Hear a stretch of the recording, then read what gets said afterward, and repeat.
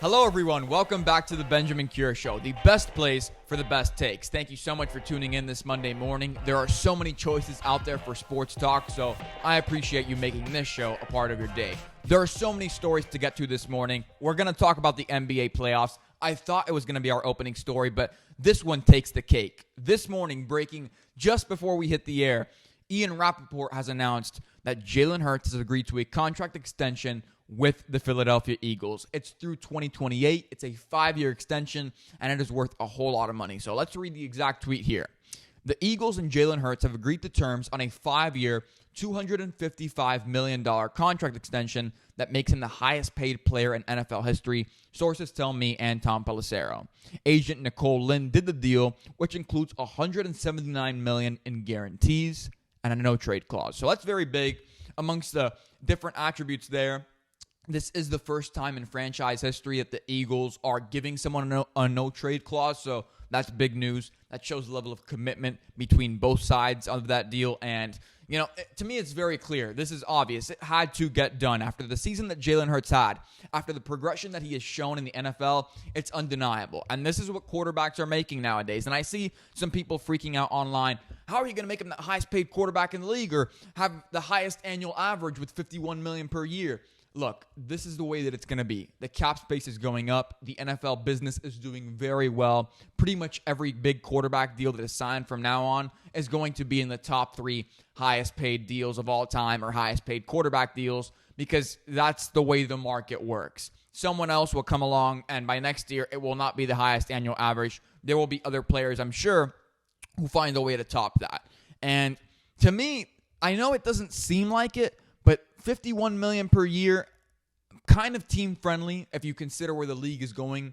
I mean, Patrick Mahomes signed the $45 million per year already a couple of years ago, and it feels like now we look back at that and we're like, wow, that guy's an awesome teammate, and it's still a massive amount of money, right? But it's not nearly as impactful or hurt. It doesn't hurt the cap as much now as we thought it would back then. So clearly, They're moving in the right direction here. They are committed to each other for years to come. And I think Jalen Hurts kind of proved it this year. He is the best quarterback in that division now. Dak Prescott is not the best quarterback in the division. He wasn't last year either. I said that on this show, and so many people got mad at me. But by week 3 or 4, we were already saying, look, Dak Prescott is clearly, he's everything that I've told you.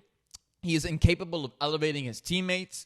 He's a C-, C+ quarterback, and that may make you mad, but he's a little bit, in my eyes, he's a glorified distributor of the football, and he's great at the podium. He's a great person. He's exactly who you want to have representing your franchise from a character standpoint, but he's not the best quarterback in this division, and there is serious competition now in an NFC that seems like it's low. It's very top-heavy, right? The best teams are just so good. The 49ers, the Eagles, they built rosters that you look at the other rosters in the playoffs this past season, and we were like, no one comes close to the amount of talent that these teams have. And, you know, this is going to maybe limit how much the Eagles can do in terms of flexibility and bringing in big-time veterans or bringing in stars, but Jalen Hurts is their star, so it's well-deserved. But what I find the most interesting about this, not to take away from the importance of the moment for Jalen Hurts, but to be honest, this contract extension for Jalen Hurts is not even the biggest story surrounding that. Not the impact on the Eagles, not how much Jalen is going to make, not how well he'll do, not if he deserved it or not. The most important thing here is the implications for Lamar Jackson. A couple years ago, I would have told you Lamar Jackson's a top 5 quarterback in this league. This morning, I don't know where he's ranked. He's certainly not in the top 5, and he just slips into my top 10 if I'm being honest, off the top of my head. But, I mean, Lamar was this hyper-athletic quarterback that took the league by storm and sort of embodied the revolution of the NFL and of the quarterback position and of RPOs and of what it means to have a dynamic offense with a dual-threat quarterback in the NFL in 2023 or at the time in 2019 or 2020. But he now has stretches at the end of seasons where he's not on the field, where he has been injured. He's missed a lot of games, and this is not the NBA. This is not Russell Westbrook or a Kyrie Irving where, whether it's because of injuries or off-the-court issues or Russell Westbrook was a bad example there. Whether it's a Kyrie Irving or a Anthony Davis, for example, no matter what it is, being off the court, they'll still get massive deals. They'll still get fully guaranteed deals because the NBA is a different culture. The NFL is very different. Owners are terrified. GMs are terrified of getting into a bad contract because it's not the MLB. There's not a soft salary cap or no salary cap.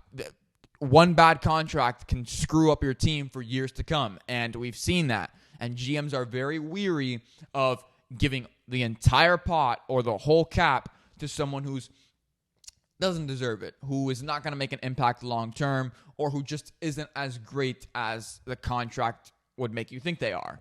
And so this does spell doom for Lamar Jackson because Lamar is going to stick to his number. I've said this for weeks on this show.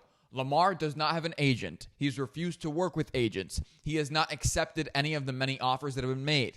Drew Rosenhaus being one of the bigger ones that I talked about just a couple weeks ago on this show. But Lamar Jackson is going to stick to his number. And the Ravens are not going to concede either. You have two parties that are not willing to meet in the middle. There is no middle ground here. This has gotten personal and, dare I say, a little bit ugly if we're being honest. And now with all these deals that are going to be coming through the pipeline, the Daniel Jones deal, the deals that we saw a couple years ago with Kyler Murray and Russell Wilson, the deals that we will see this offseason with Joe Burrow and Justin Herbert, none of these guys are taking fully guaranteed deals. And I understand that Deshaun Watson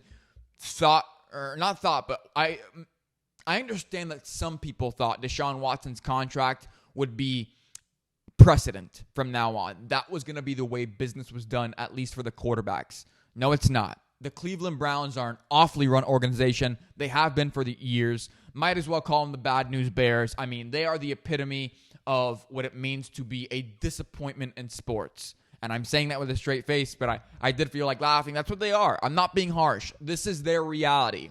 And they signed a deal that Lamar Jackson thought would become precedent, that maybe some other quarterbacks and some other players in the league hoped would become precedent. That's not the case. You're not going to follow suit to the bad franchise. If you're at work and you see people that are not working or who are being lazy or who are just not getting their assignments done, you're not going to follow suit to that. You're not going to follow the bad example. If you're in school, just because your friends don't study, you're not going to you're not going to neglect being a good student. Like, you're not going to follow suit to a bad example or an awful example or quite literally, and I'm being fair here, the worst example in the NFL. I mean, the Browns my entire life have been awful, and for previous generations, this is not someone you want to say, oh, they set the precedent. They are the standard. No, they're not. So Lamar Jackson, I think he was a little bit what we're seeing now is he was a little disillusioned by that deal. And he thought it would become precedent and that he could force his way to that contract, a fully guaranteed deal.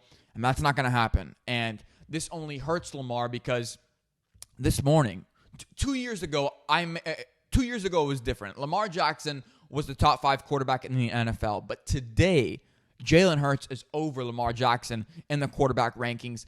Jalen Hurts is certainly a top 5 quarterback. Lamar Jackson's not. And he might not even be top 10.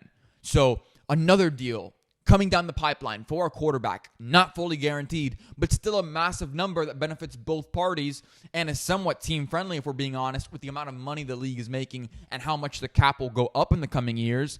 But it's very simple. I mean, you have to take a step back. And I thought for sure Lamar Jackson would get the money that he was looking for. But as I sit back now and I really take a big picture look at it, everyone is signing deals that are not what Deshaun Watson signed. And I know that you may say what Lamar's thinking in his mind right now is, I didn't have any off-the-field issues. If anything, that should lower the value of someone, and I'm not going to take a dime less than he did. I am an MVP. I was a majority MVP. I took the league by storm, and this is how I'm going to be repaid with less than another guy in my division.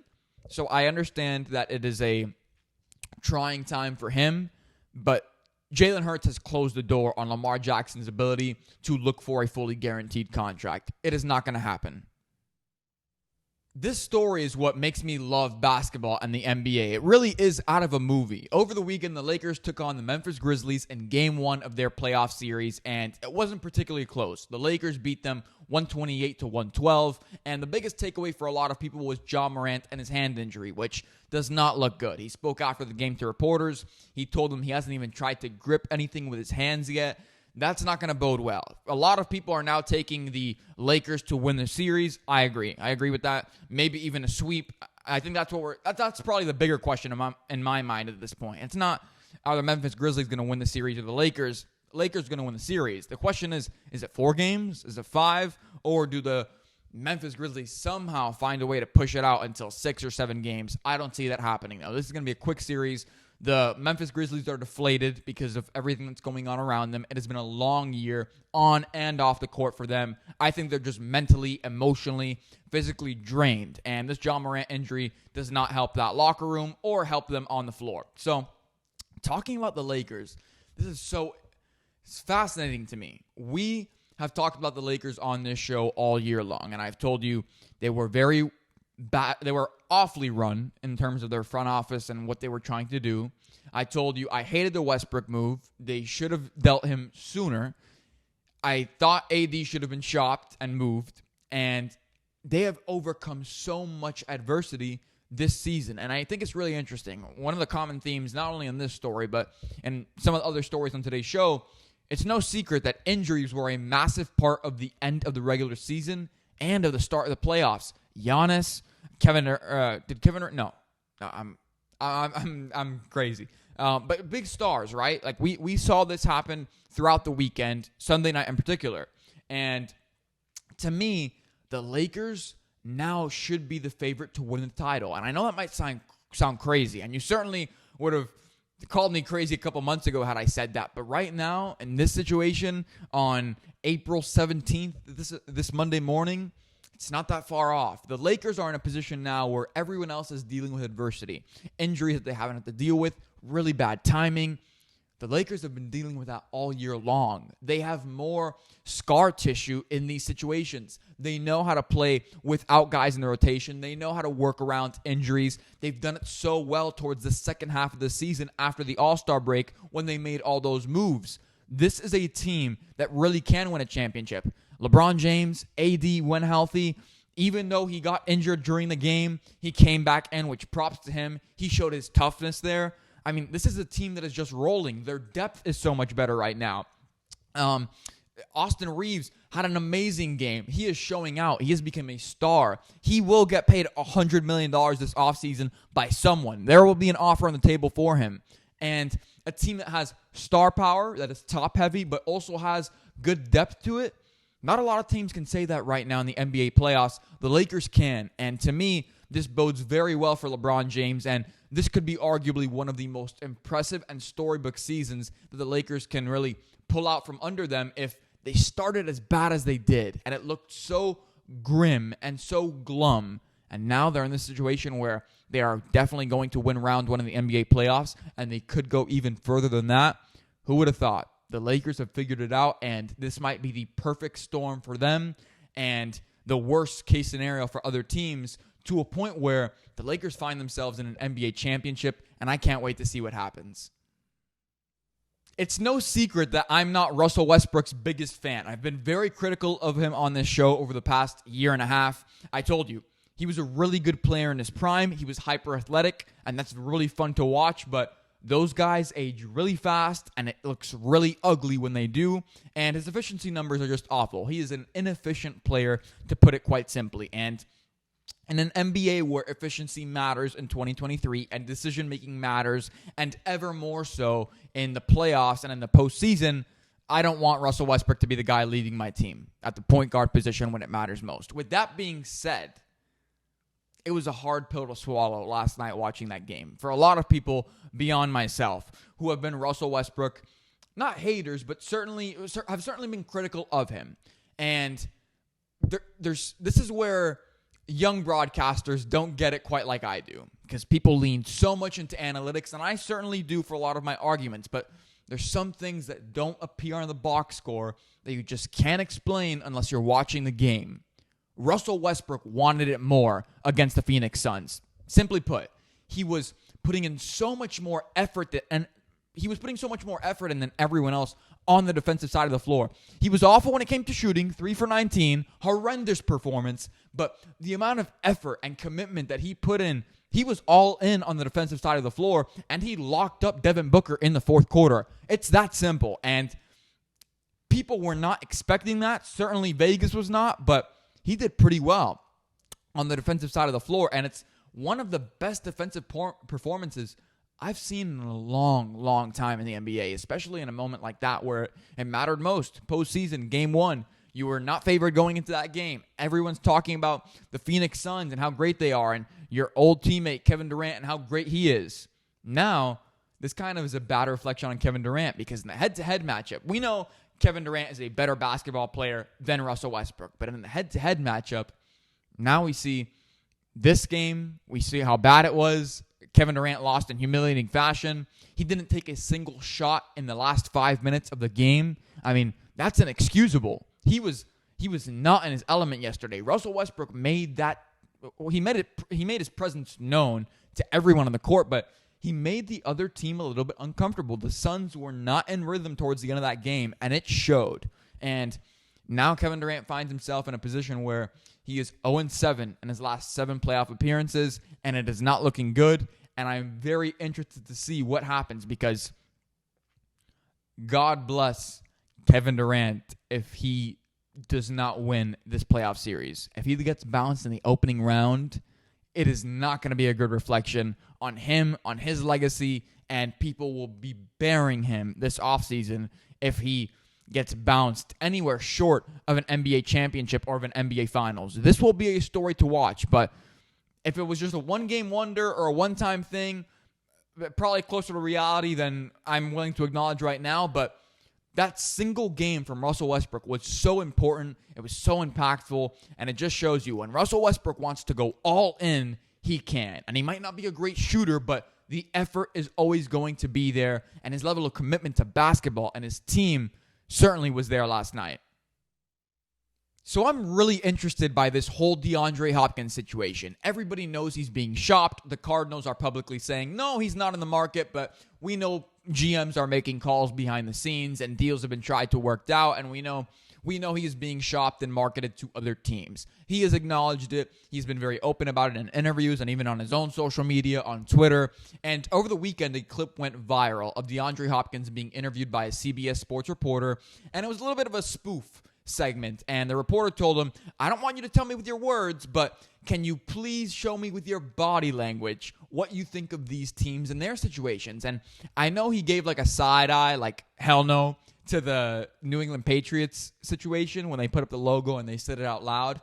What he did say, he put on a bright face for the Kansas City Chiefs and the Buffalo Bills. So clearly, he's interested in a contender more than anything at this stage in his career, which we assumed correctly on this show. And I find this fascinating. I love what DeAndre Hopkins is doing, and I think Lamar Jackson should take a page out of his book. DeAndre Hopkins has an agent, but even then, he is still marketing himself. He is making sure that his perspective is out there for everyone to hear what he has to say. The spoof interview with CBS Sports showing with his body language what teams he would like to go to or be a part of or what he thinks of their situation. Writing tweets like, that man Patrick Mahomes, and talking about other players and quote tweeting Micah Parsons with the 2 eye emojis. He, although he does not have an agent, he is very much, or although he does have an agent, he is very much representing himself. Lamar Jackson should take that page out of DeAndre Hopkins' book because DeAndre Hopkins knows I need to leverage the outside world, the fans, the community, these fan bases to really move the chains here and make moves where I want to go and push these teams to make a move for me and get their fans excited. Lamar Jackson doesn't have an agent, so we're not hearing any leaks, which is unfortunate for him because, honestly, we know there are times where agent leaks have been able to benefit players. It gets the player perspective out. We're only hearing what the Ravens want us to hear, and it is making, admittedly so, it is making us think less and less of Lamar every single day. I do not think nearly as highly of him as a player right now, just because his value feels like it's been so diminished over the last 18 months. The injuries, the fighting with the team, not the fighting with the team, but just simply not being able to come to an agreement. The whole negotiation seemingly becoming personal and almost a little bit ugly. Lamar Jackson needs to do business the way DeAndre Hopkins is doing it. Put yourself out there. Don't be afraid to let it be known what you want, but give us something. Do not give us radio silence. And I think that's the problem with Lamar Jackson. You want a deal to get done? Honestly, the outside world and our outside perspective and what fans think might be just as important as what goes on inside the boardroom in those negotiations. You want fans on your side. You want them to support you. You want fans to be excited for you. You want fans of other teams to wrap their arms around you and say, we want Lamar Jackson, because that puts pressure on their owners of their favorite teams and of the general managers, and that will all work out better for you. You will have a larger market. You will probably get closer to what it is you want in that situation. But this radio silence of, I'm going to do a video with my production company, and then us never getting a video, I mean, that never happened. It just seems very badly coordinated, not a great person running his camp, honestly. I'm sure, whether it's him or... You can't be great at everything, and that's not a knock on Lamar Jackson. He can't be himself and function as a great quarterback when he's also worried about being an agent. And a great chef doesn't necessarily have to be a great accountant. And sometimes, I mean, that can't happen. Like, it's yin and yang. It's total opposites. And Lamar Jackson, I think, should seriously consider leaning more into the fans and into social media and into his own perspective and telling us things without just quote tweeting tweets and saying sarcastic remarks like, oh, I'm the one who needs an agent after I turned down $130 million guaranteed. Lamar, just kind of lean into what fans need in 2023. It will help you. It will create a larger market, and people will be able to wrap their arms around you. But this non-committal, not telling us anything, it doesn't work. It hasn't worked for you so far, and I think you seriously need to reconsider, if you're Lamar Jackson, doing this on your own, making this a sole venture just for you, yourself, and I was going to say me, myself, and I, but doing this only for you and only being able to work for yourself. Get an agent. The percentage is not that much. Drew Rosenhaus said he's willing to take a pay cut pretty much, that his fee is negotiable. Reach out to someone. Get help. Do what some of your other peers in the industry are doing, like a DeAndre Hopkins. Kind of let us know what's going on. And when that happens, we'll be more understanding. And trust me, I do support the superstar over the organization. People will wrap their arms around you more so if you are more willing to let them in. And I think Lamar Jackson seriously needs to take a look at that. So we're just 2 weeks away from the NFL draft, and that's going to be at the top of everyone's mind. So many stories about these prospects will be coming out over the next several weeks. The process, it's very stressful for a lot of these guys, their agents, their families, and I thought, who better to have on the show than someone who could be going through this process in just a couple years' time. So honestly, he's a good friend of mine. We went to middle school together. We went to high school together. And while I was always in the booth, he was crushing it down on the field. So without further ado, let's introduce our special guest today. He's a two-time Florida high school football state champion, and he's the current quarterback for the Cal Golden Bears, Fernando Mendoza. Fernando, how is the West Coast treating you? The West Coast is treating me well, Ben. Thank you so much for having me on. Of course. And so the first thing that I want to start with today is I want to kind of get a recap of what your first season was like in California with the Golden Bears. What did you learn? What are your takeaways? So I learned a lot. I mean, Ben, you and me coming from Miami, it was always really hot. So I learned to adjust to the weather a little bit. It's a little cooler over here in kind of the San Francisco area.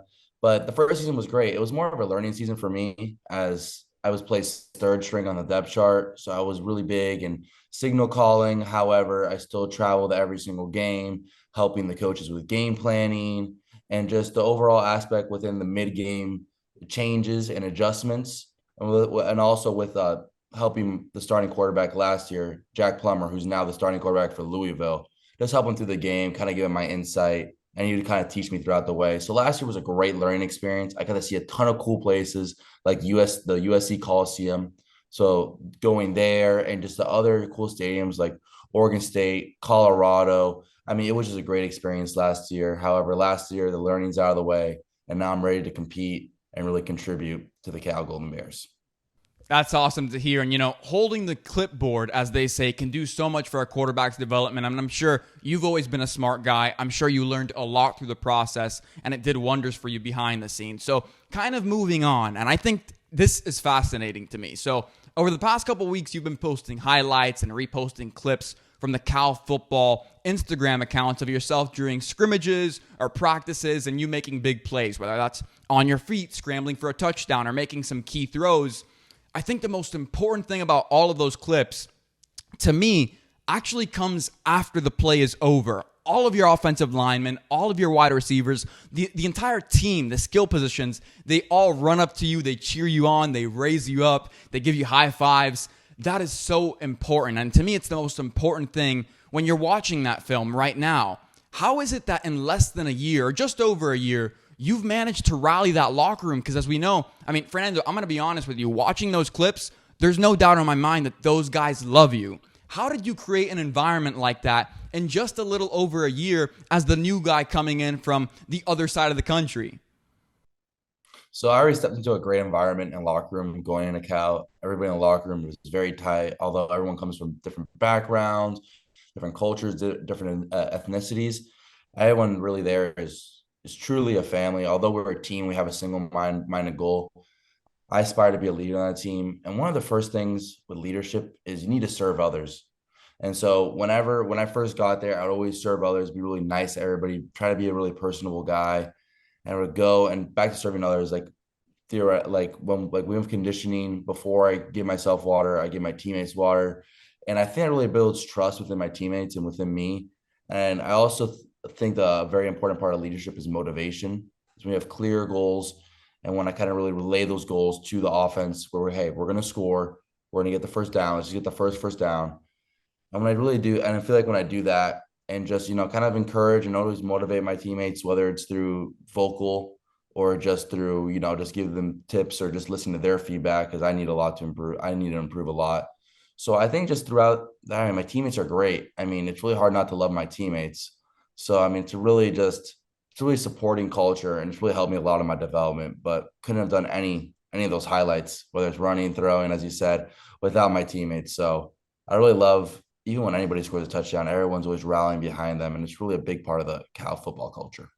It's the little things like that that make such a big impact down the line that to me are just, especially as we've gotten older, feel so much more important. And to be honest, it's not a surprise. When we were at Belen in middle school, all those guys loved you. The coaches really appreciated you, and you were always one of the more mature, leadership-focused guys on the team. In high school, it was no different. And in college, it's no different. I just think from the outside looking in for other fans, I think it's one of the best things about you. So kind of moving forward here, I started off our interview by hinting at the NFL draft process. Is that something that you're looking forward to? Do you think that you will have a chance to partake in that process? Are you thinking about that right now, or is it a little too far out?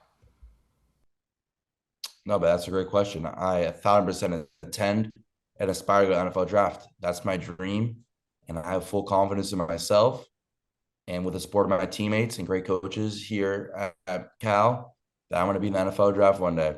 So that's my goal. I mean, Ben, my idol is Tom Brady. So whether I get drafted in the first round or seventh round, my goal is to be drafted in the NFL draft and play in the NFL. That sounds like a plan to me, and there was a lot of confidence behind that. I'm sure you'll have plenty of people rooting for you. Let's talk here about the quarterback situation because I wasn't too familiar with it, but you kind of just broke it down in the first question. Last year's starting quarterback transferred. You were the third string. Where does that leave you now? What does the Cal Golden Bears quarterback situation look like right now? So Cal's a very desirable location when you're a quarterback, as we've had a lot of success with Jared Goff being the number one overall pick, Aaron Rodgers, and just many other more successful quarterbacks who've been successful in Berkeley and successful in the NFL. So with a couple of transfer portal changes within the offseason, it was this spring and throughout the first couple of practices, it was kind of the main guys splitting reps were the TCU transfer, Sam Jackson, the fifth, and myself. And we had a ton of other we have a ton of other great quarterbacks in the room named Tyler Jensen and Noah Mitchum. And Sam and we've been kind of going practices, elevating each other's games. And Sam's a great guy. He's a friend of mine. And we've really just been together trying to complement this offense. And at the end of the day, when the coach makes a decision, respect that decision. But I feel like Sam and I have really, tried to take this offense to a new level, especially with guidance from our offensive coordinator, Coach Spavital, who's coached great quarterbacks in the past, like Johnny Manziel, Geno Smith, Will Greer, and Kyler Murray. With his guidance, Sam and I's game has really elevated. And I just look forward to competing versus them every single day. We always do Coach Spav, as they say, short for Spavital. We have like kind of this like competition periods, which I think is very important, especially in a Power 5 competitive program. And we always try to see who can get the most balls in the net and in the bucket. And so me and Sam always go head to head in that. And that's always great to elevate each other's game. And just competing with them. It's when you have two, I would say, leaders in the room. You would expect clashing of heads. However, Sam's a great guy. I think we both complement each other pretty well and just look forward to winning games no matter what the coach decides. That's great to hear. Iron sharpens iron. Everyone knows that. So I'm sure we'll all look forward to seeing how that situation plays out, and may the best man win. Moving on to, I want to talk about your conference now, the Pac-12, and more specifically, a team that's getting a lot of buzz this offseason. And I'm talking about Colorado because of Coach Prime. Over the weekend, this news to me is pretty shocking. The spring game for Colorado is sold out. Apparently, it's max capacity. It is going to be full. And I find that to be very surprising, especially when you consider that Colorado also is home to the Denver Nuggets, who might have their best NBA team that they've ever had right now. And they're playing game one of their opening round of the playoffs. And people care more, it seems like, about Coach Prime and what he's building down there at Colorado. Obviously, it's a big change within your own conference. How do you guys look at that team? And are you guys, really paying close attention to them? What's that like? So, Colorado is a great city. And Ben, I was able to have that experience last year to go to Colorado. And we played them the game after the coach got fired. So it was kind of like a new, when they had their just head coach for the last 5 games or 6 games of the season. And when we went, although they were 0-7 or whatever the record was, I just know they were winless. That stadium was pretty packed. It was pretty loud. The game came down the wire. And Ben, when I had my headphones in, I needed to take it off. It was insane. And I'm like, how can the team that is 0-7 have so many fans? And it was like a whiteout game. And the whole entire stand, they were just jumping. But I think it really speaks to, the Colorado students and that kind of atmosphere. So I think Coach Prime has done, a great job over there. And I have a teammate who transferred there named Champion Johnson. I really hope he's doing well over there.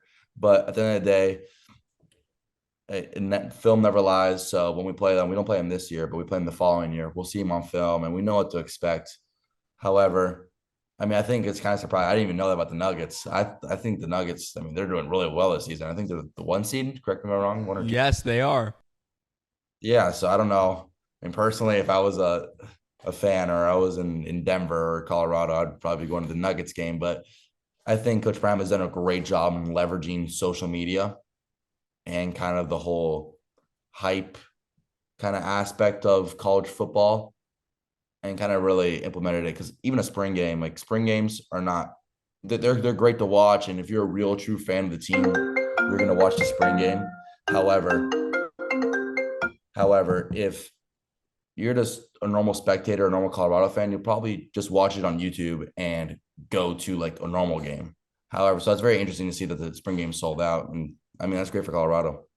100%. And it speaks to, like you said, Coach Prime, leveraging social media. It's his game, and he's really killing it right now. So moving on again to the NFL draft, pivoting once again. To me, quite honestly, there's a lot of project quarterbacks at the top of this draft. To me, there's not a bona fide star. This is not a Joe Burrow draft. This is not a Trevor Lawrence draft to me. You've got some guys who are going to take some time to really hit, at least I think so. So with that in mind, the order, the consensus sort of goes CJ Stroud or Bryce Young, CJ Stroud, and you've got Will Levis and Anthony Richardson in this odd place fighting for 3. And then now Hendon Hooker has kind of found himself in the mix. And I've talked about Hooker a lot on this show, and I think he's going to be a great prospect. But to me, a lot of work to be done with those guys. Do you see yourself or any components of your game in those guys, or are you different from those styles of play? I would think every quarterback is different in some way. I don't think anyone's the model quarterback or anyone's a complete replica of somebody else. However, I definitely see models of myself and strive to be and have those attributes that some of those quarterbacks have. Like, for example, I mean, you just look at Bryce Young, and I strive to have that poise, that pocket presence, and that decision making. And as long as CJ Stroud, he can really just rip apart a defense and have that confidence. And you also see his leadership. So I try to have a lot of those qualities, especially with all the other quarterbacks. And we run some similar concepts to Tennessee and Hendon Hooker. So I watch a ton of Hendon Hooker film. So it's just seeing him and his film, I've been really impressed. However, I hope he really recovers well from the ACL injury.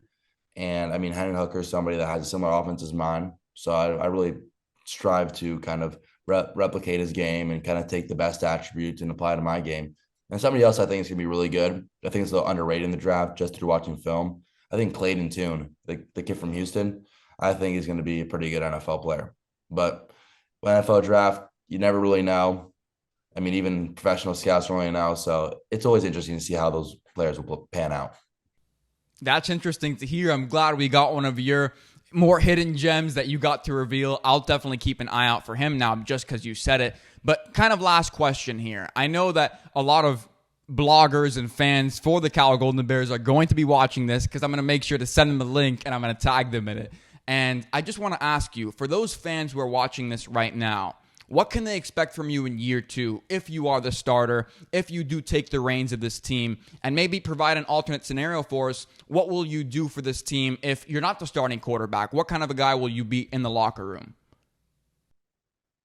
Well, I hope all Cal Golden Bears fans can just expect the highest of me, because if I'm the starting quarterback, just know my preparation will be unmatched, and I'll be the most prepared guy in the field by far, and I'm going to win us a lot of games. And I mean, that's the end of the day. Although we came close last season to a couple of games, like USC and just a couple other games like that, in UCLA, I think this year is a year that I've just seen the whole entire culture change with our strength, first starting with our strength and conditioning staff, just really amping everything up, and especially just Coach Wilcox kind of just relaying the message and taking just Coach Wilcox has just really been spearheading this change. And I can really see us winning 7, 8 games this year, even 9, 10. Like, I have a complete confidence in the locker room. And if you see me as a starter, you're going to see me be a precise passer and put our team in the best situation to win. We have a great defense who's leaded by Coach Sermon. So you would see me be a great starting quarterback and a great role model to all young football players out there. However, if I'm not the starting quarterback, you'd expect the same thing of me. I'm going to prepare if I'm the starter, and I'm going to do anything with game planning or just anything to help the quarterback that is starting and to help the team win. So whatever the scenario, I'm going to get 100% effort to the Cal Golden Bears.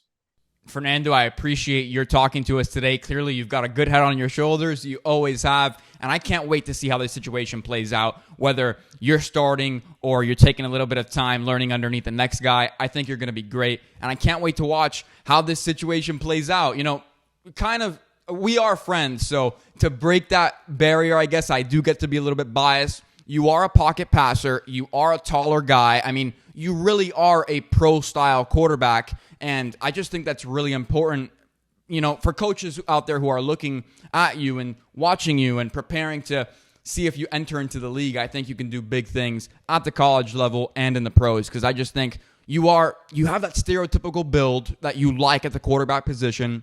You've got a great football IQ, and clearly you're learning on the job, and you're doing what so many other great quarterbacks have done, which is taking the time to kind of digest everything and process football. And these years of your career are going to be invaluable. So thank you for your time today, and I hope all is well with you back at home. Ben, thank you so much. Congrats on the show. Hope to see you soon. Appreciate it. Same to you. And with that interview, we conclude this week's episode of the Benjamin Cure Show. Thank you so much to Fernando Mendoza for joining the show today and being a part of the broadcast and taking time out of his very busy schedule. We actually recorded that interview on Sunday because as we record this on Monday, he's hard at work. He's at practice. He's got a lot of things going on, so we definitely appreciate his time, and we wish him the best of luck. I hope you enjoyed today's takes. If you want to relive some of your favorite moments, go to TikTok, go to Twitter, go to Instagram. All the clips will be posted there throughout the week. At Ben Cure Show. It's the same username across all platforms. Until next time, I'm Benjamin Cure. This is the Benjamin Cure Show.